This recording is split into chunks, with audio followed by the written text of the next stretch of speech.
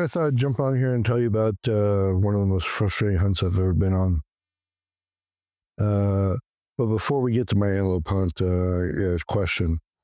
You guys ever driven west on I-70 through Missouri, Kansas to Colorado? And tell me you haven't seen these. The huge sex shops in the middle of nowhere. Big signs, giant buildings, and no cars. I'm driving by, and all I can think about is who's keeping these businesses open. I spent 16 hours trying to figure out that mystery and still have no answer. There's no rush, and I don't know how much anything could cost in there, but I don't know how they pay rent with nobody that ever goes there that I see anyway. But I don't know, but there's a bunch of them. Anyway, eventually I made it out to Lyman, Colorado, and that's where my whole antelope plan fell apart. A few years ago, I hunted the same ranch and killed my first antelope with a bow on the last day out there. So this time I probably came in a little too confident for this 2,500 acre cattle ranch on private land that I pay a trespass fee for to hunt archery season. I was supposed to hunt like 7 to 9 days or something like that, but I ended up having to go to a wedding, so I was only out there for 4 or 5 days, which kind of sucked. It just for like a cost breakdown, the over-the-counter tag cost me about $500 for a Colorado antelope. I split the drive out there into about 2 days, stopped in Salina, and then out there. I stayed at the Safari Inn in Lyman, which was cheap, and it had a bed and a shower, so that was fine. But I think if I did it again, I'd get an Airbnb a little further out, or stay in one of the nicer hotels in town. But it was cheap. It was like $80 a day. So when I got there, the rancher and I rode around in his Polaris checking tanks, looking over antelope. And we put out a couple ground blinds, one about 1.5 miles in and one about 2.5 miles in. And that's why I brought my Rambo e-bike out there. Colorado had been a severe drought all summer and had been like 100 degrees, so I thought it was going to be perfect. So the plan was pretty simple, same as last time: sit some water, be patient, and wait for an opportunity, which I'm good at waiting, so I can sit and wait all day. It'd be hot. It doesn't bother me that much.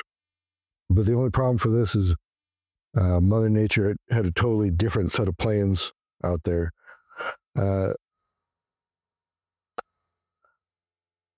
When it was the drought, the antelope were using the tanks consistently, like every day. That's what the rancher was saying. Then literally the day I arrived there, it started raining, and not just a little bit, days of storms, strong winds, cloud cover, and suddenly there's water everywhere.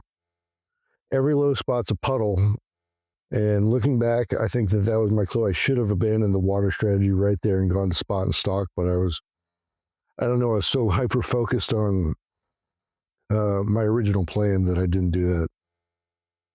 First morning, I unloaded the e-bike, pressed the on button, and it was dead. And not sure why, because it had a full battery the night before. Maybe the rain or something got on it. I don't know. So I walk in. First afternoon, a big storm rolled in, like about 40-mile-an-hour winds, rain. And so I packed it up and went back, lightning everywhere. Back at the motel, my bike magically worked, which was nice. So at least I didn't have to worry about my e-bike being broken. No idea why it didn't turn on, though. Day 2, I finally spot a droopy horn buck that I had been after, the rancher told me about, which I thought was cool, that one of his horns went down instead of up. So I saw him, and I decided to try a spot and stock because there was no reason he was going to come to the water. So I got out of the blind, and he was behind a hill. So I crawled what seemed like forever, and I used every little bit of a piece of rise. And when I peeked over the top, he was 65 yards out there. So I drew, and he was behind a tiny bush, kind of. And so I had to stand up to get a closer shot to see the vitals. And as soon as I stand up with full drawn, ready to shoot, he explodes out of there. So I wasn't able to get a shot at him. And I didn't know then, but that was my best shot at get one. Altogether, I put about 10 stalks in. Most ended up about 100, 200 yards of getting spotted or busted. And it really reminded me the spot and stalking antelope is hard. It's really hard, especially in really flat terrain like I was in eastern Colorado. I'm good at sitting on blind. Heat doesn't bother me that much. Waiting doesn't bother me. But stalking antelope, that's a different game. Then the next morning, I came into my blind and the cows stumbled on my blind and smashed it. So I spent about half an hour just putting the poles back in and trying to figure out. And then the wind blew another one of my blinds away. So lesson for next time, bring brother stakes and more anchors. And then there was my phone. So when I was stalking one of the antelope, I dropped my phone. And that was probably the most stressful because I was in Colorado out by myself, not near civilization, and couldn't find my phone. So I didn't know what to do. So I was mid-stalk, reached for my pocket to check my distance. Nothing. So I kind of panicked. No GPS, no way to call my wife. Worst of all, only 4 hunting days. So losing one day to go all the way to Colorado Springs would have killed me. Luckily, I had my earbuds in my pocket from when I was just sitting in the blind. And I put one in and walked until it connected and stuck an arrow in the ground. Walked until it disconnected and stuck another arrow in the ground. And then I did that, the other way until I had a box for like a grid reference to kind of search for it. And luckily, I found it in the grass right there in the middle of all that. So if you ever lose your phone and have your earbuds, give that a try because it worked for me. But so relief doesn't even begin to describe how it felt finding my phone. So that was at least a win, I guess. Last day, I walked all the way to my second blind and it was gone. Not damaged, not broken down by the cows or anything. It was staked in, but the winds had gotten so high in the middle of the night that it just blew away. Somewhere in the eastern plains of Colorado is my ground blind, but maybe Kansas has it now. I don't know. So that day was probably one of the more frustrating days because after that, I sat by the fence of the property line eating a sandwich. Noticed an old house foundation. I thought that would be a great natural ground blind in there. And then I told myself, nah, no water, no pinch point, nothing, just open terrain. There's really no reason for any antelope to come by this thing. So what's the point?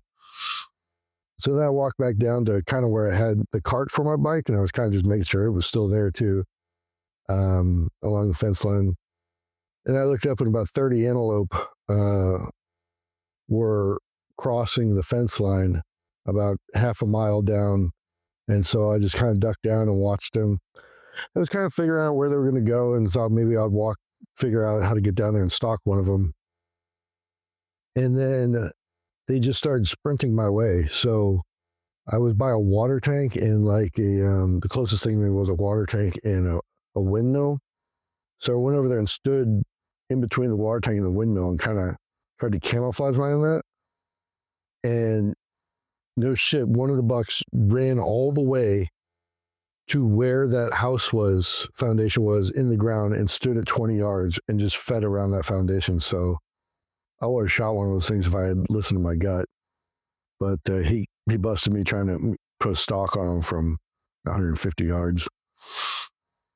But one thing that made it worthwhile is every day I got to watch 30, 40 antelope, kind of just out there living wild and free, just doing their natural thing. They're beautiful animals and just seems really cool. The beauty of the area is kind of hard to explain unless you're there because it's high desert, but it's rolling terrain, and with the rain, it was all green, and sunrises were pretty and the sunsets were. Cost-wise, I wanted to share this with you guys. It was roughly $500 of gas to get out there, $500 back, I think. That sounds right. The trespass fee was $2,000, but that's for the entire archery season, and I kind of forgot that. So I'd probably just try to find something cheaper if I was just going to go for a week again. And then about $600 for the motel for, 5 or 6 days. So that's about 4,000 plus, Some of the gear that I really liked was I took the Kuiu pants with the knee pads in them, and those were awesome for having to crawl around. If I was going back, I'd definitely bring a USB fan to put in the blind if I was going to sit a fan or a blind for a long time. And the biggest lesson I learned was just be more versatile. Like, don't force a plan. I sat water for a while, and it was just kind of pointless when there was no reason for them to come to water. So I still got access till September 20th. Not sure if I'll make it out. I'm almost sure I won't, but I could go back. I want to, but I just don't think I'll have time or the money to do it. But if not, I'm really already looking at Nebraska with an outfitter for like maybe a few days. It seems like the cheaper route and maybe a quicker drive. I don't know. I like the ranch and I like the farm, but if the outfitter for the same price, does the hunt, lodging, and then food, I don't know.